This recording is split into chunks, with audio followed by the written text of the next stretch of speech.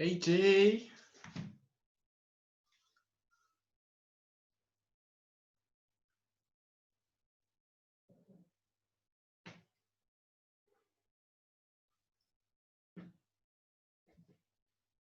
AJ. All right, can you see me? Yeah, I can see you. Welcome to South Africa. Hey. Well, listen, I'm excited. I'm so excited.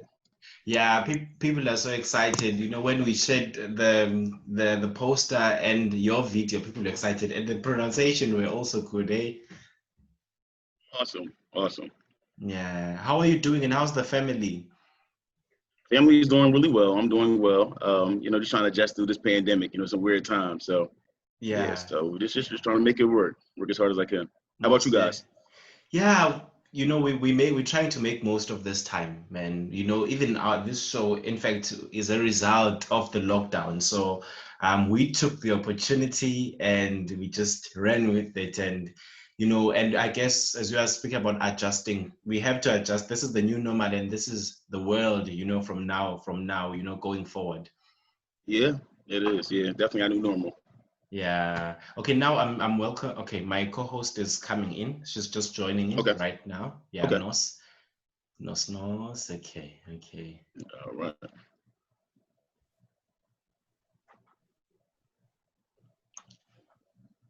Okay, Nos Royale.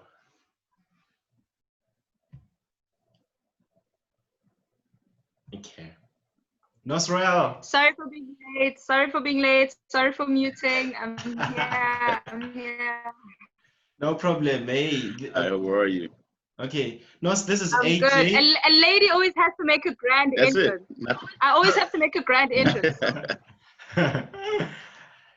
Yeah, okay. Yeah.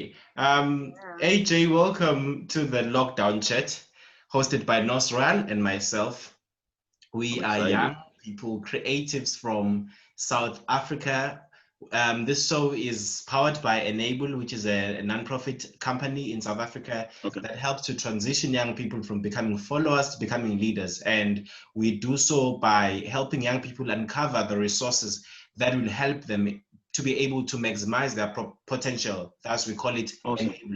Enable. We want to help them, enable them to realize their potential and to realize their power. So those Awesome. they come with different ideas, but we help them to hone and to help sharpen those ideas and for them to make something tangible out of those ideas. So that's why we have Enable and we have this lockdown chat show.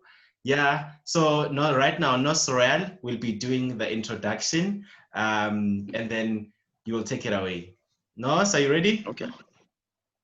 Yes, thank you very much. And thank you for being with us today, Anthony. So just to start off, just to lay the theme for today, as we're focusing on entrepreneurship, I looked at how the Forbes sort of tackled this issue about entrepreneurs. Forbes once did a study on the brains of entrepreneurs, and they posed this question that since human brains crave for certainty, how is it that entrepreneurs dive into the world of entrepreneurship in the midst of all uncertainty? And in a time such as now, this question could be asked much louder as we gather together as entrepreneurs, encouraging each other during this time. So, Anthony Jefferson is our guest for today, who's known as an entrepreneur based in Philadelphia in the United States of America. He is a singer-songwriter serving as a worship leader at the Garden of Prayer and World's Prayer Center. He is an MBA student as well and an entrepreneur. As a Black business owner, he is the owner of Chemistry Signature Fragrances, which is a 4-oil base, which is available in spray and also in body butter, which guarantees a long lasting fragrance. Mr. Anthony Jefferson, we are blessed to be with you today. We hope to gain lots of wisdom from you and knowledge from who you are and the business that you run currently. So handing over from myself and Mbuyi Vilagazi, welcome to the Lockdown Chat with Nas and Mbuyi. Anthony, please take over with your presentation. How are you? So first of all, I'm such an honor to be here. I'm so excited to be in South Africa. Listen, I wish I was actually there with you guys, honestly. But yeah, I am Anthony Jefferson. I'm 32. I'm married. I have 3 children, 2 boys and a little girl. And really, honestly, like, so that's my first thing, my first passion, my first call, my first assignment is a worship leader. I'm a believer of that, making sure that I put God first in all that I do, so that if I put him first, he's going to bless it. And making sure that I move in timing. So chemistry, we can speak about first. Chemistry is, like I said, the 4 oil-based fragrances that comes in the sprays and the body butters. But the real passion behind it was, and even the name, chemistry came from, because if you think about, say, a Chanel fragrance may last longer on, say, Nos than it will on myself, you know, or vice versa. So I thought about that. And I mentioned Chanel because it was one specific one that I loved so much, but I would have to spray it on like 5 times a day just for it to last. So, but then I had, you know, other friends that would wear it and I would be like, oh man, it smells great. And they would stay on them all day. So it just didn't mix with my body chemistry. So that's where the name chemistry came from. Because honestly, that's why I did unisex fragrances, because honestly, it could be the same spray, but it will smell different on a male than it will on a female. So that was that. So that's the story behind it. But yeah, as far as like the entrepreneurship field, like I am a guy, that's funny you mentioned the level of uncertainty, because I was working as well at the beginning of the pandemic, just trying to like battle both, you know, doing ministry, doing chemistry, and then chemistry started taking off. So I was like kind of like buckled down with that. And then just, you know, I work for a nonprofit, we lost the funding due to the pandemic and things of that nature. But it did kind of push me to kind of take chemistry that much more serious. So, you know, I upped the ante a little bit. I upped the product. I added the body butter. I just made sure that the presentation changed and just make sure I paced myself. I'm one that never really likes to take risk. So, you know, even stepping out and doing chemistry was something that was a little out of my comfort zone initially. So, but I really love like doing presentations. I love doing consultations and doing different concepts of things. So I would always do it for everybody else, but I love working behind the scenes. So I decided just to step out and just take that chance. And it's really doing really well so far. You know, like I said, I've been shipping internationally, which was like exciting for me as of the last couple months. So that was, you know, extremely fun for me and exciting. And making sure that I have a certain amount that I sell and push per day. And making sure that it's a product that, number one, people enjoy the smell, but they enjoy the presentation and they enjoy the service behind it. Good customer service is something that, you know, you hear a lot about, the negative connotation behind it with, Black-owned businesses sometimes don't give good service and things of that nature. And I wanted to be one that made sure that I stuck by the name of, we provide great customer service. So if you have a problem, you don't just have to reach my team, you can reach me directly as well on the site. And if there's an issue, I make sure that, right now we're small enough, we're big enough that, that it's moving, but small enough that I'm still, touchable. And I personally respond and make sure that the product is sent out if there's ever an issue or if you have any issues or concerns. So that's chemistry. That's Anthony. Yeah, guys have any questions for me? I was still writing down notes. Oh, okay. Yeah. I was also still writing some notes, yo. Yeah. Yeah. Yes. So, should I go? Go ahead. Okay, cool. It's gonna be a lot. I'll go for it, and then I'll do a follow-up as well. Mm-hmm. I want to know mostly as a family man, how was it for you to step out and actually start this business? And was it just before the pandemic hit? And also, just the support from your family, from your church, from your community. How was it? How scary was it for you to really start this business? Well, chemistry actually started, I'll say, made 2 years. And it started off of just the sprays. I only had, I believe, 2 fragrances at the time. And it was hard. So it was really more so exciting in the beginning because it was something small. I didn't know how it was going to do. I didn't have the website for it or anything like that. So I was just selling to like family and friends, but trying to make sure I got the right bottling. And it was like much smaller. I think it was like maybe an ounce at the time. People were like, you need something bigger. You need something better. It's a great product. You need to push it more. So it was just something that I wanted to do to enjoy, something I wanted to test out. So it was really scary because, like worship leading is my comfort zone. So that's something that even though, my nerves are always all over the place, even when it comes to that, because I'm a shy guy, believe it or not, it was actually hard to present something new. So that was the first issue. So I did present it to my family and friends first. And, word of mouth is the best referral. So, you know, it started getting out, and I started promoting it on social media and trying to build my platform of that. And then from there, it did grow. But yeah, my family was very supportive because my wife, she's an entrepreneur as well. She has like a jewelry line, accessory line for both males and females called Embellished by Danny. So she, you know, basically she started hers a little bit before myself. And basically we just pushed each other. So it wasn't hard in that regard, but it did because it became a little harder as things began to pick up. It did because her business is flourishing well. My business is picking up. So it was like the same time we were like trying to squeeze in that family time, making sure that, you know, we weren't taking phone calls or looking up this or responding to customers' issues or taking care of that. So the balance of it all, I would say, is very important. That's most important because it was like, at one point, it was like, wait a minute, we haven't seen each other in days other than good morning or good night. And it's like, we're just catching each other in passing or, you know, hey, your food's in the fridge or food's in the microwave, and we're moving around like that. And it's like, okay, well, I'll eat it on the way to go. And it became a thing like, okay, we have to sit down and be more intentional because, you know, we have children, and it's nothing like having parents that are present but never present. And that's something that I never wanted to be.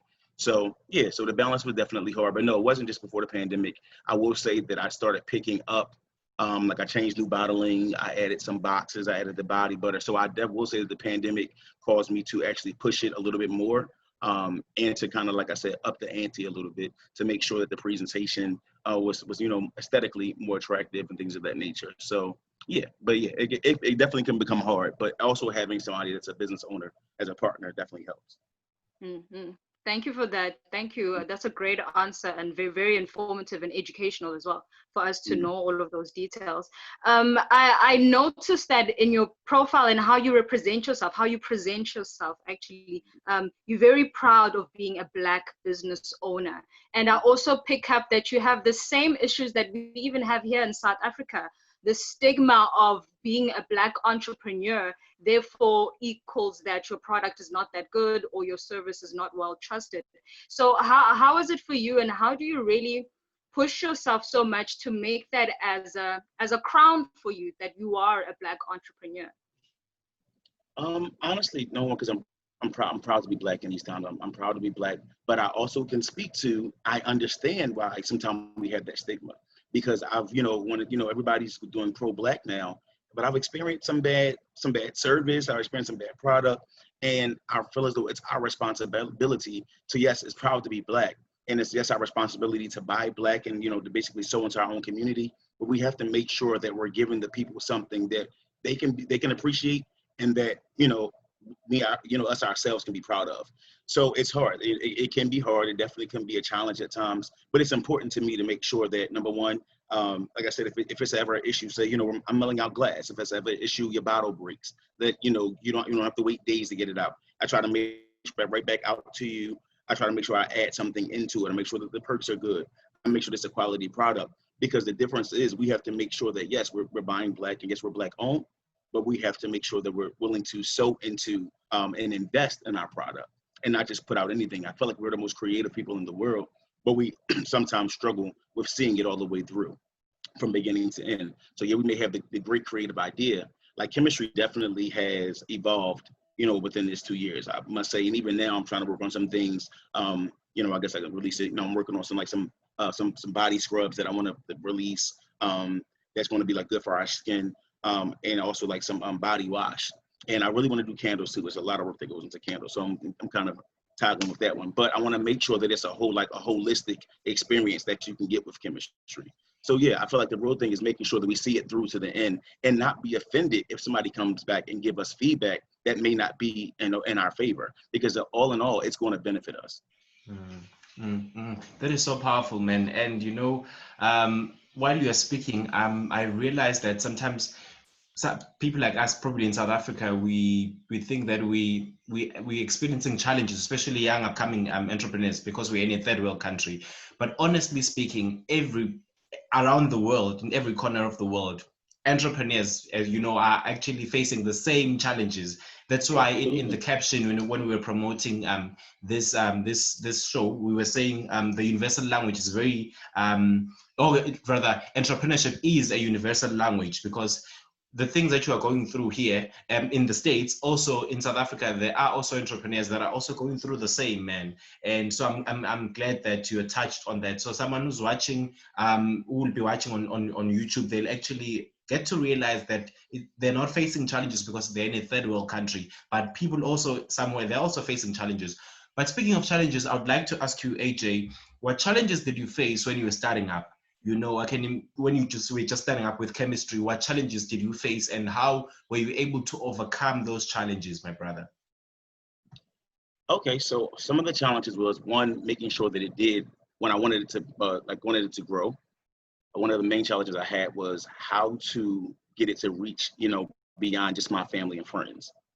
And that was one of my biggest struggles because, yes, I mean, my family and friends were doing extremely well. Word of mouth, like I said, was working. But when I wanted to just be, expand just beyond my audience that I had direct access to, that was one of my biggest challenges. And then also financially, making sure that, you separate your funds.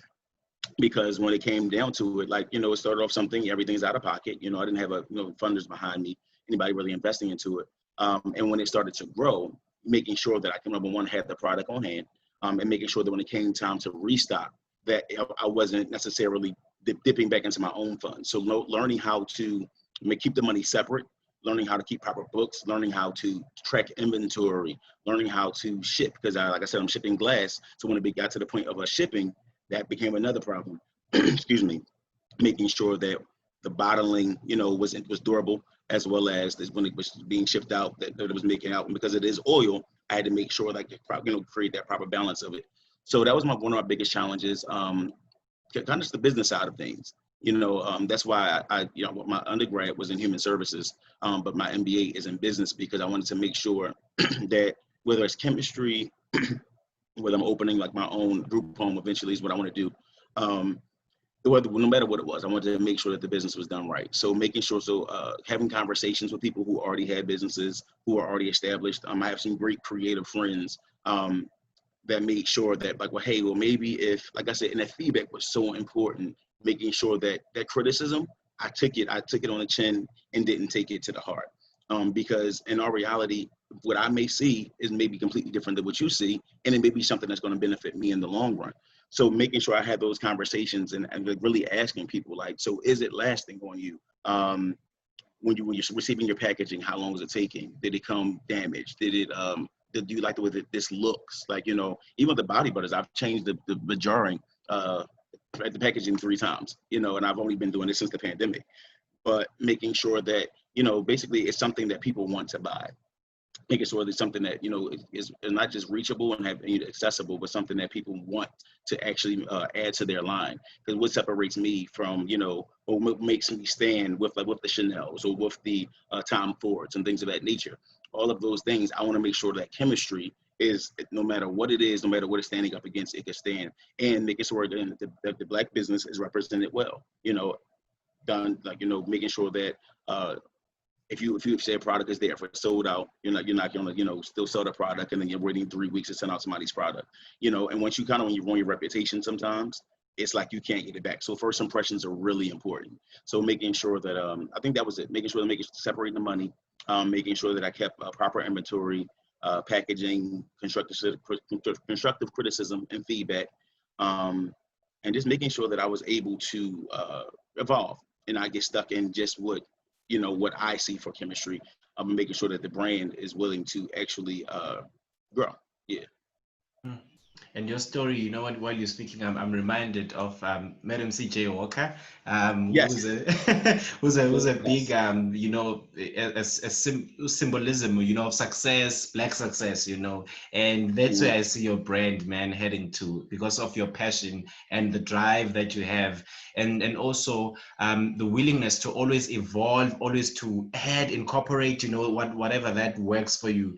Because I was just going through your Instagram, I see that, okay, the packaging is now changing, with time, my brother. So, and us, we have to be ambassadors of chemistry in South Africa.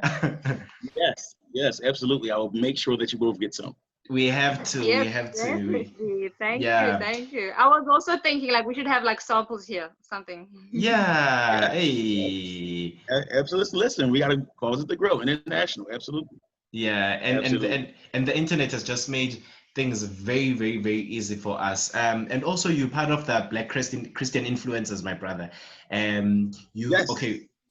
And which, okay, now I want to ask about this. How is faith, your faith? Because everywhere you go, you always speak about your faith. I'm a worship leader, first and foremost, worship leader, entrepreneur. So now, how is your faith playing part or rather, what role does your faith play in terms of the way you conduct business, and in your everyday life? Yeah.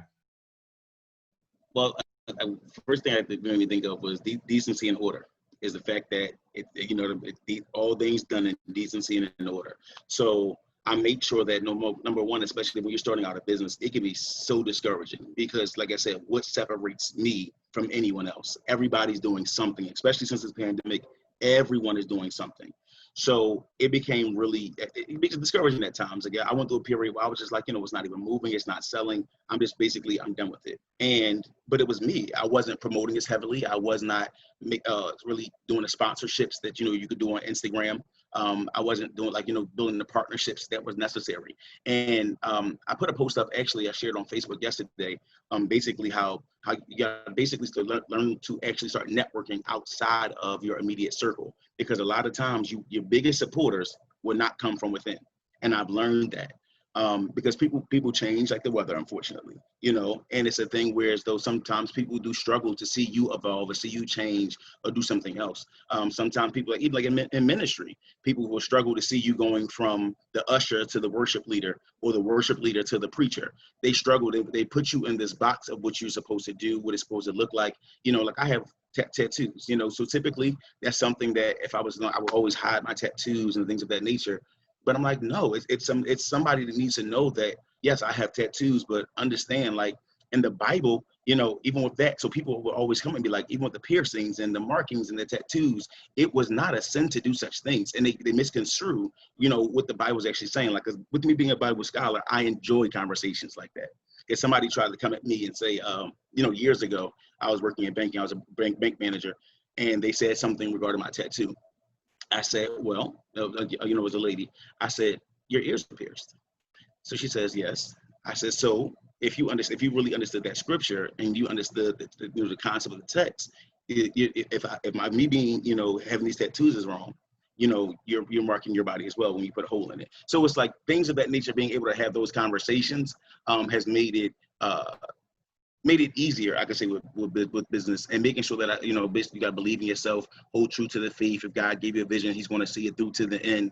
Things of this nature, because I truly believe that we are called to minister, but we are also called to penetrate the marketplace, because we want to sell so heavy, but we have to go beyond just you don't have to be saved and broke. You don't have to be saved and struggle. At the end of the day, we should be able to like I said, be able to fly out to South Africa. We should be able to, fly you into Philadelphia, into the States, and be able to do business with each other and have conversation without that being, and grow each other's brand without it, one, being a competition. You know what I mean? Because again, back to the ministry side of it, what's for you is for you, what's for me is for me. And me pushing you doesn't necessarily push me down. It doesn't put me in the background. So when we all come up and we come up together, that's something that I also learned in ministry. And unfortunately, I see too often, even in the States, where it's like a competitive, you have a group as well, I have music out. So even with that, I see it becomes like such a competitive thing. And I'm like, listen, at the end of the day, I may not get the Stellar Award or whatever case may be,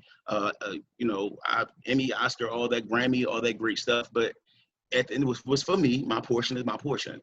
So I had to learn that even with chemistry, just to make sure that I do everything in decency and order, making sure that I conduct good business, and making sure that personable. Personality goes a long way, because sometimes even if people don't believe in your brand or they don't want the product, I have people who don't even wear fragrances that have bought the product simply because, you know what, you have a great personality, and that goes a long way. So I would say definitely ministry has taught me how to have character.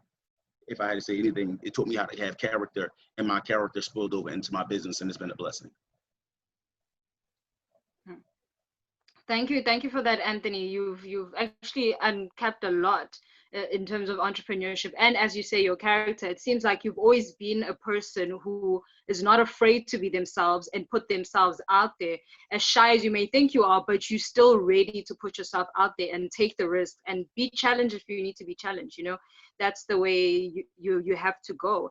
So some of the things that you said that I loved about how you were conducting your business and how you faced the challenges when you weren't selling your product, and then you thought maybe it's the product, or you know, the business is just not working and you could be ready to give up. But then you said that it was you, it wasn't the business, but it was you, and not networking as much, not getting out of your comfort zone and your circle and pushing yourself. I want to know how you push on social media. How did you actually get out and find the people that you needed to work with, you know, not, and how you didn't get hypnotized by the drama that could be happening around you, by people trying to pull you down, you know, that crab in a bucket sort of mentality of people being jealous of you. How did you find yourself coming out of that and actually identify the people that you should be talking to and should be networking with and get out of a toxic situation? I always tell, I tell my kids this, I tell my friends this: if you're doing the best in your circle, then you've outgrown that circle. Then it's nowhere else to go, because you become what you hang around. So if I'm making the most money in my circle, I need to be connected to somebody else that's making more money than me, because I need to know how they got to that next level, to that next tier, to that next text. Something that I sought after, even the music or chemistry, whatever it may be. I made sure that, especially social media. I have a good friend of mine. He has like, and he's in the millions with his social media. You know, but at the end of the day, like, I asked him how he did it. I simply reached out. I took a shot, took a chance. We're friends now. I simply asked him, how did you do this? And he said, number one, sponsorships was like huge, because you reach an audience that just isn't just behind you. So making sure that you do this, you know, buy the ads, the sponsorships, because you're going to reach a different audience than you typically would. So that's one. Making sure that you're networking on social media, sending messages out, like just like how you and I, you know, how we got connected to the show. It's been reaching out and saying, hey, would you be interested in, or hey, check this out. And you just never know that person tells somebody else, and literally being really intentional about the conversations and again, aesthetics. So what does your page look like? Because people are like, you know, yeah, you're selling a product, but people are interested in you first. So, you know, even though everything isn't, you know, we live in a image-driven society and time, or if you want to say. So yeah, people, if you don't look a certain way, I'm not saying you have a certain look, but whatever it is, do it well. So whatever your look may be, you know, just own it. You know, own your look, own your brand, making sure that your product is always in its best light. So if I just put a picture up, let's say, of chemistry out, that I just took myself without doing a little editing, or without doing a little, say, paying somebody to do the like the backdrops and the backgrounds and things of that nature, or doing videos. I realized I definitely got a good reach when I did videos, or networking with, like, say, when I built BCI. My numbers have definitely grew with that, because, you know, on Mondays they do like the ramp up, and everybody follow each other on the social media thing on Mondays. That's awesome, but I would never knew that if I didn't have a conversation and been willing to network when I was out at an event and I met Jackie, and then I got connected to BCI. I would have never known. So yeah, granted, that was something that I was you know, going for ministry at an award show, but it spilled over and, you know, into the business as well. And here we are now. So it's like, networking is major. Going to events that sometimes you don't feel like going to, or just looking up different things in the area, or setting up different events for people to go to, like networking events in the area. That way people putting your name out there more and more. So yeah, that's what I did. Yeah, man. Thank you so much for that, AJ. Just listening to you, I can sense that you're one person who's always reading, always looking at what's next. You know, what's current. What, you know, the updates. I want to, and actually, there's no end to growing. I want to ask from you, why is it important for an entrepreneur to be always willing to learn and to grow and to evolve? Why is it important for you to say, I'm not satisfied with what I know and the space that I'm in, you know, to be content with the space that you're in and what you know? Why is it important for you to be always to be willing to learn, you know? Yeah.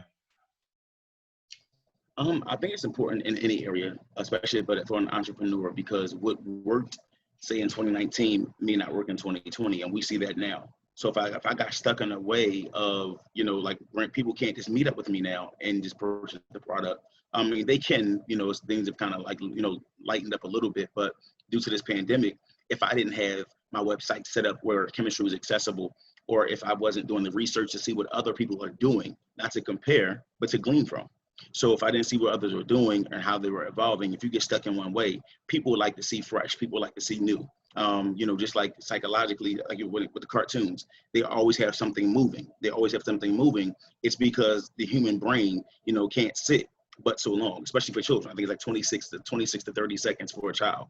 Something has to have a noise or something has to move in order for it to hold their attention. So just like your audience and just like your customers, you always have to have something, whatever it may be, something evolving. So people see you investing in yourself, then they have no problem investing in you.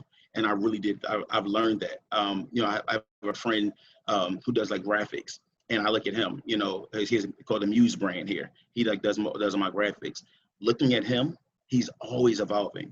And even if I never say it to him, like we talk all the time, but if I never said it to him, it's things of that nature that he says, well, Aunt, I think you should do this, or well, what are you doing? What are you reaching? And even with him being willing to share the different ideas and being open to say, okay, we'll try this out. Now, granted, he has his own brand. It's not a fragrance, but he has his own brand. But he wasn't intimidated by trying to help me out as a brother, or push me forward as a brother. Even though to my stylist, I'm like, hey, he has a reach that I don't have. So even him putting me on his website or posting me, that's another thing. Posting and sharing and making sure you have those conversations that also grows your business and grows your brand and grows your pages. Make sure you share, because somebody may reach out. But yeah, so pretty much that's what I do, and make sure that you always stay fresh. And you may see something and say, oh, that might work for me. Like I said, with the body scrubs, that's something that I'm working on now, because that's a thing. So you always have something for everybody. Always have that option, so that way nobody's left behind, and it increases your chances of intensifying that income. Man, we taking notes, bro. We taking notes. We're learning, man. We're really learning, and it's what you're saying is what it's almost everything that even from last week, the speakers have been speaking about, man. So we're really grateful for hearing that from you. Nos, do you have any question? We have less than 10 minutes. Yes, please. Thank you for that opportunity. I want to tackle the issue of fear of evolving and the fear of change, which can hinder a lot of people. So, I mean, this is even a personal question for myself as well. When you're growing a brand and you have a dream in your heart of what you want that brand to look like, what the image that you have, and all of a sudden you then have to change it, and you have to evolve, and you have to stay current and relevant and trendy.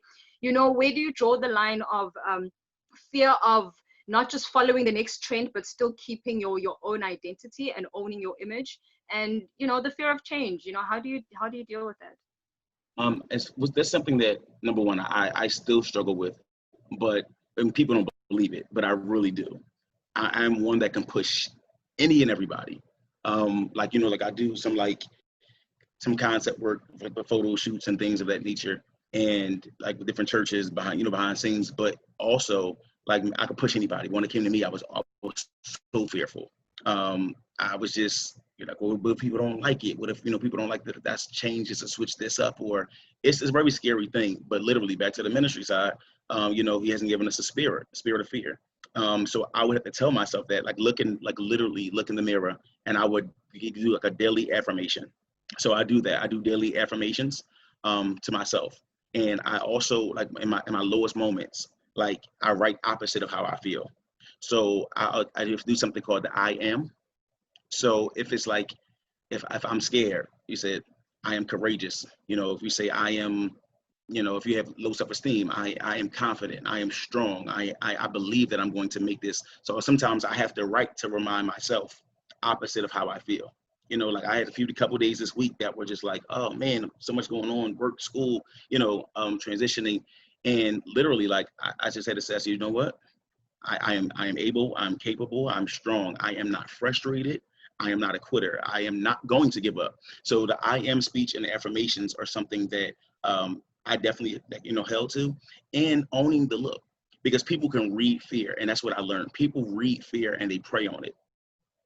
Whether they do it subconsciously or intentionally, they read fear and they prey on it. So if you own whatever look that you want, if you own whatever, even your haircut is bold, you know what I mean? Everybody can't do that or pull that off.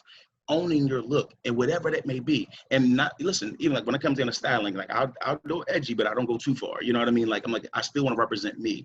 So it became a thing of knowing who you are, knowing what you're willing to budge, but don't be willing to necessarily give in to who you are. You know, I mean, keep that structure strong, keep the foundation. I'm gonna put it like that. Keep the foundation, and you build upon it. So it may not look like, you may want to wear the black blazer, and somebody suggested the green blazer.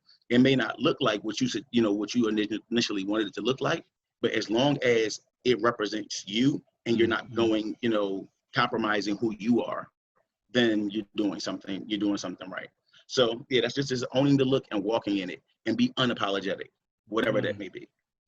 Come on. Yo, man. Okay. Thank you so much, AJ, for that. Just shortly, I would like to ask you two questions. And maybe I probably would be able to answer them in 2 minutes time. The first one is, who inspires you?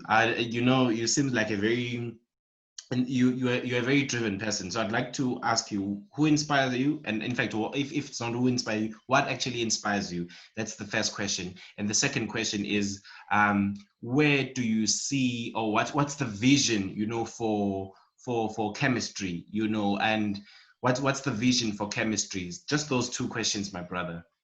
Got you. I'll start with what the vision for chemistry is. So the vision for chemistry is honestly I want to be able to be in everyone's household in some way. So whether that's, branching into decor, like home decor, branching into home sprays, home fragrances, not just the actual body mist of sprays and body butters. I want something that really can branch chemistry to branch off into something, like I said, completely a whole brand, a whole line of its own. So long term, I definitely see chemistry being something much bigger than even I can even imagine. So really, that's really my desire. And to make it international. Like I said, I want to get into I love pillows. So I want to get into something like that. So it could be like a chemistry where something like an Airwick even, where automatic release in your home, something like that. Who knows? But yeah, so that's my long-term vision of chemistry. And then taking chemistry to actually being like a brand of like a spoken brand, like public speaking, things of that nature. About basically things that number one trigger you so fast. Things that will number one trigger you, but things that inspire you. So I want chemistry to be represented in that, because it's basically just like something may inspire you, it may not inspire me. It's all based on the chemistry and how we connect. So that's that. Who inspires me? I will say, actually my circle really inspires me. Looking at the moves that they're making, looking at them being unapologetically them. I have some creative, I have some people who are chefs, I have some people who are designers. Watching my wife, even build her brand from scratch and just say, I'm gonna try this. Like, I don't know much about it, but I'm gonna try this, and this is who I am. I enjoy it. It's my passion. Watching that, even my pastor, him stepping out and saying, working a 9 to 5 is not for me. I know what God called me to do. This is what my vision is, and it's bigger than just a 9 to 5. So really, my circle, my family, they really inspire me, and I want to make sure that I can show my children that you could do something outside of a regular 9 to 5 job and be successful. Yes. Which I try to tackle it in 2 minutes. Thank you. That was amazing. And for me, I don't have any other follow-up question from what you've said. I have just words of gratitude. Yeah, I'm so grateful to even be here. And the words of appreciation, because what you've said has really nailed it for me. And you reminded me of things that I even knew myself. There are things that you already know, you've already heard. But once you hear someone else say that in their own story and in their own language, and it really hits home, and you're like, yeah, I should actually go back to that, go back to those affirmations, go back to those things that you knew you were supposed to do to keep you strong and to keep your foundation in place. So I just want to say thank you for today. You're welcome. Also, another suggestion with the affirmations, I have a friend, what she does with her affirmations is she keeps them around her bathroom mirror. So it's certain scriptures or different words of encouragement. She keeps them around her bathroom mirror. So every morning before she leaves, she has to read one of them. She has to see them. You can't help it. and it reminds her before she starts her day. So. True. For me as well, I keep a vision board. I have things just pasted on my wall and on my mirror. But the one mistake is not speaking them out and not speaking the opposite of what I'm feeling. One can get entangled with the negative thoughts and forget that I can speak the opposite and actually get back on track with the positive affirmations and speak them out loud to make them true. That's right. Yeah, no, AJ, my brother, we were honored having you today. One day, you know, we'll see you in South Africa. One day you'll see us in Philadelphia. But more than anything, you know, let us continue supporting each other. Let us continue being there for one another. For whatever that you have that you want to push, we are here for you. And whatever that we want to push, we know that we have a friend that we can trust in another part of the world. So more than anything, for us to be able to emerge as Black entrepreneurs, Black creatives, we have to hold on one another and go forward. Thank you so much. Say hi to your family and God bless you. Thank you so much. Thank you very much. Appreciate it. Thank you. Ready.